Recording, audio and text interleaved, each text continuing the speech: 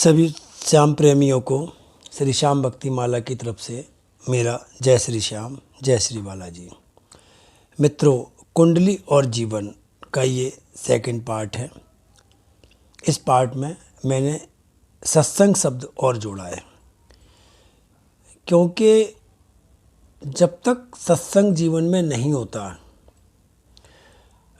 तब तक क्या है ना, जीवन की जो एक राह है वो कभी एक सी नहीं चलती। मतलब आदमी अप डाउन और ये वो पता नहीं कहाँ कहाँ भटकता रहता है, क्या क्या करता रहता है। सत्संग बेसिकली हम लोगों को ना सिखाता है एक अपने सही मार्ग पे चलना है। और दूसरा, हमारे शास्त्र जैसे कहते हैं, बिन सत्संग विवेक ना होई। तो विवेक मतलब बुद्धि का ज्ञान, अच्छा बुरा का पहचानना, इन सारी चीज़ों का होना। तो ये क्या है ना, बिना सत्संग के संभव नहीं है। तो जब हमारे पास ज्ञान होता है, बुद्धि होती है सही, तभी हम समझ पाते हैं कि क्या सही है हमारे लिए, क्या गलत है। और जब हम सत्संग के बताए मार्ग पर अपना जीवन जीते हैं तो हमारे जीवन में बहुत से बदलाव आते हैं। ये तो एक सत्संग अटेंड करने वाला आदमी, देखो जी, सत्संग का मतलब ये नहीं आप किसी साधु के पास जाके ही बैठ जाओ। सत्संग का मतलब है एक सदाचारी बनना। और हम सबको पता है हमारे लिए क्या सही है, क्या गलत है।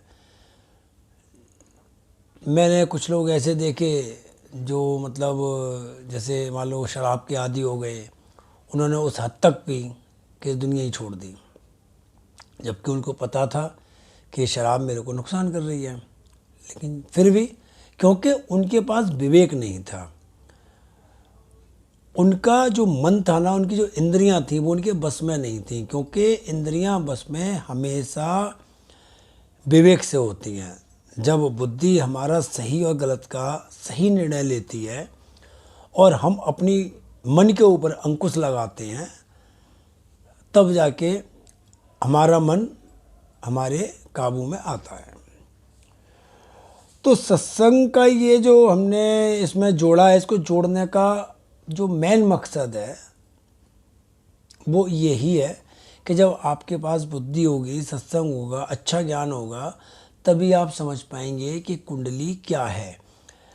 अदरवाइज कुंडली तो आप ये लगा लो जी, इसका मतलब जैसे एक अनजान आदमी होता है, वो जो इन चीज़ों को मतलब मानता नहीं है नहीं, जो भी है, तो वो कहता नहीं जी ये तो कुछ नहीं होता जी, हम तो बस भगवान के भरोसे रहते हैं। तो भगवान के भरोसे भी रहना अच्छी बात है, कोई ऐसा नहीं है कि मैं भगवान के विरोध में नहीं हूँ। लेकिन क्या है जी, थोड़ा सा अगर आप देखें तो भगवान भी ना आपको कई बार प्रेरित करता है कि आप किसी एस्ट्रोलॉजर के पास जाओ या किसी पंडित के पास जाओ। आप वहाँ जाते हो, जाने के बाद जैसे वो बताता है जी, आप भाई प्रसाद तो वही भगवान का ही चढ़वाता है, तो वहाँ से धीरे धीरे अच्छे रिजल्ट आने लगते हैं। तो देखो जी, हमारा जो वैसे तो मुख्य विषय है वो ये है कि जिनकी कुंडली नहीं है, हमें उनके लिए कुछ करना है।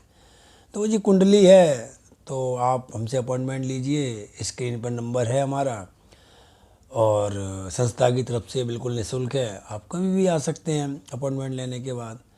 तो जैसा भी है, जितना प्रभु ने हमें बुद्धि दे रखी है, हमारे गुरु का ज्ञान है, उस हिसाब से मैं आपको सही राय बता दूंगा।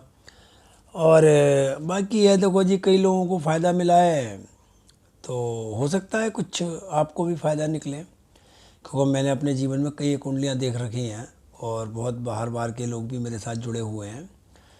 तो ठीक है जी, जितना मेरे को आता है उस हिसाब से मैं कुंडली की विवेचना कर देता हूँ। और ये निःशुल्क सेवा है, मैं एक बार शायद रिपीट कर रहा हूँ इस बात को। दूसरा, आपसे एक विनती ज़रूर करूँगा, अगर आप मेरे चैनल पर नए हैं तो कृपया मेरे चैनल को सब्सक्राइब कर दें, अधिक से अधिक इसको शेयर करें। हो सकता है आपके मतलब की बात ना हो, लेकिन शायद किसी और को इसी बात की ज़रूरत हो। तो दूसरा, एक बात मैं आपसे और बोलूँगा कि जो हमारी संस्था है श्री श्याम भक्ति माला, ये अपना श्री श्याम कीर्तन, माता का जागरण, साईं संध्या और अनेक धार्मिक आयोजन करती है। अगर कोई भाई बहन अपने घर पर कोई भी धार्मिक आयोजन कराना चाहता है तो वो स्क्रीन पर दिए गए नंबर पे संपर्क कर सकता है।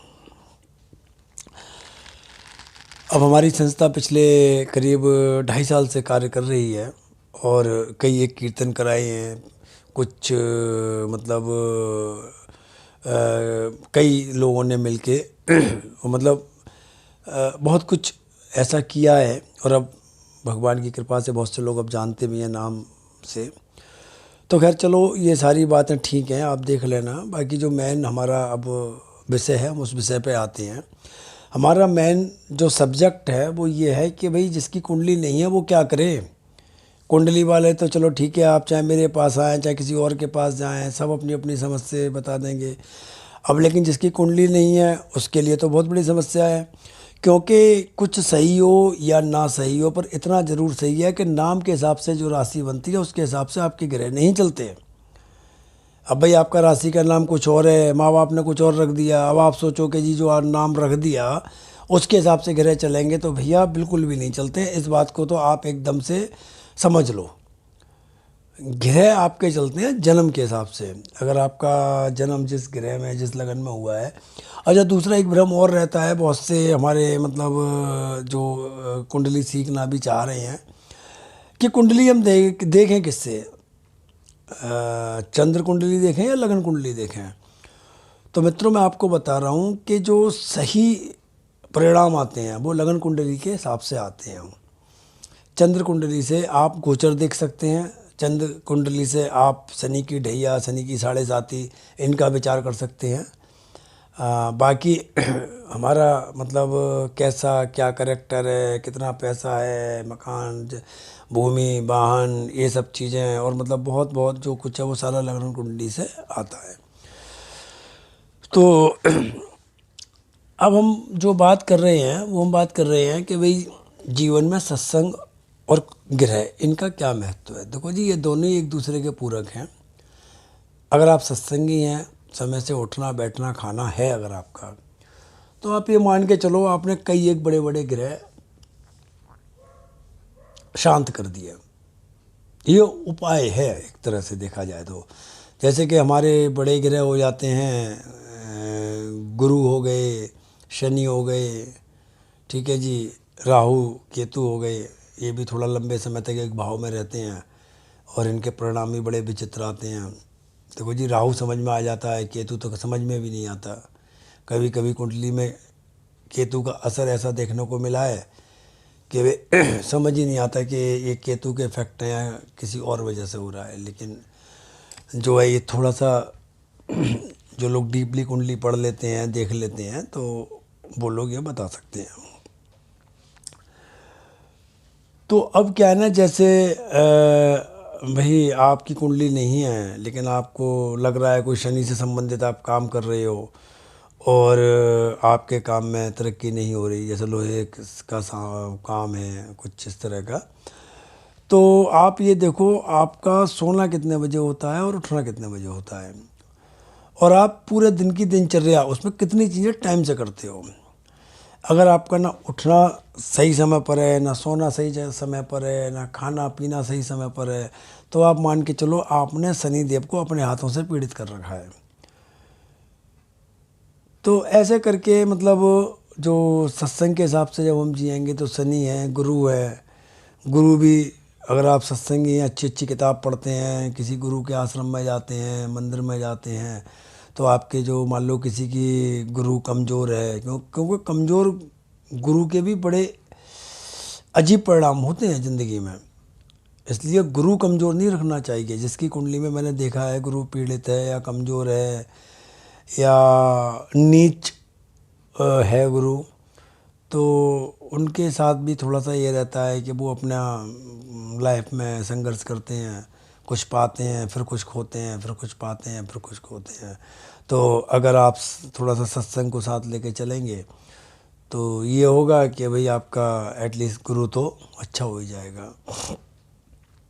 बाकी देखो धीरे धीरे आप मेरी ये जो अपना वीडियो है आप इसको थोड़ा सा सुने तो आपको बहुत कुछ ऐसा मिलेगा इस वीडियो के अंदर जो शायद आपने आगे ना सुना हो, क्योंकि भाई साहब मैं उस तरह के वीडियो तो नहीं बना सकता कि इस तारीख में आपकी लॉटरी लगेगी या इस तारीख में आपका सत्यानाश होगा, ऐसा नहीं। लेकिन ये है कि मैं ये थोड़ी सी वास्तविकता को लेके वीडियो बनाऊंगा, और जिनकी कुंडली नहीं है वो एक बार ज़रूर सुने तो उनको थोड़ा सा समझ आएगा।